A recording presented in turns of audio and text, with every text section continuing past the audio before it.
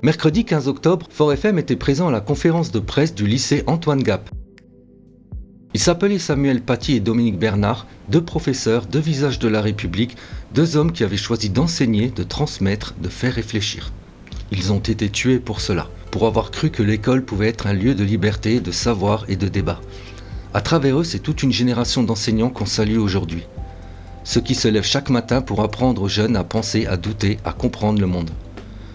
Le courage de ces deux enseignants nous rappelle que l'éducation n'est pas seulement un métier, mais un combat, celui de la raison contre la peur, celui de la liberté contre l'obscurantisme.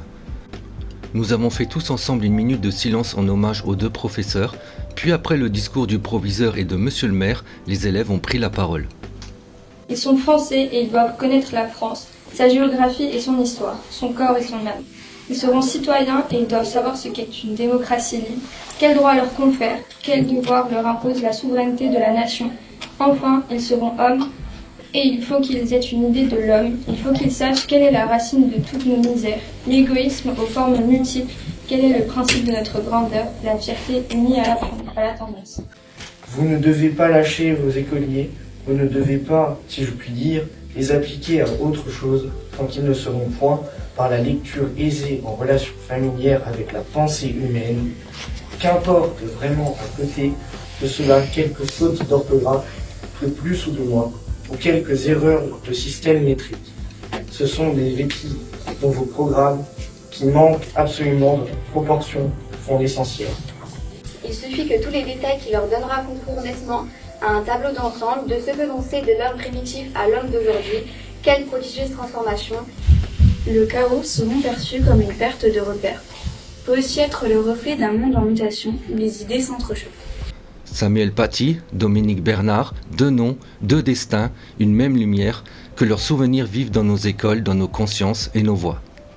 Madame Wolfheil, professeure de français en classe de 3e. Alors on est là aujourd'hui pour rendre hommage à Dominique Bernard et à Samuel Paty, la minute de silence et un temps de réflexion avec les élèves autour de ces deux drames. Ce sont des élèves qui sont partants pour toutes les activités et donc effectivement quand je leur en ai parlé, tout de suite je leur ai proposé ce que moi j'avais pensé et ils ont transformé dans le magnifique tableau qui est derrière nous et les œuvres qu'ils ont travaillées avec la professeure d'art plastique Madame Ella. Alors nous on a un lien très particulier, on nous confie ces enfants, on les a pendant 1 an.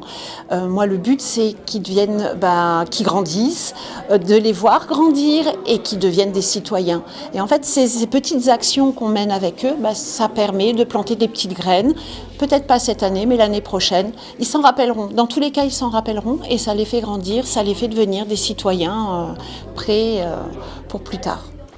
Pour vous c'est quoi la liberté d'expression ? Oui. Pour moi, c'est la liberté d'exprimer ce que l'on pense avec un minimum de répercussions. Un minimum de répercussions.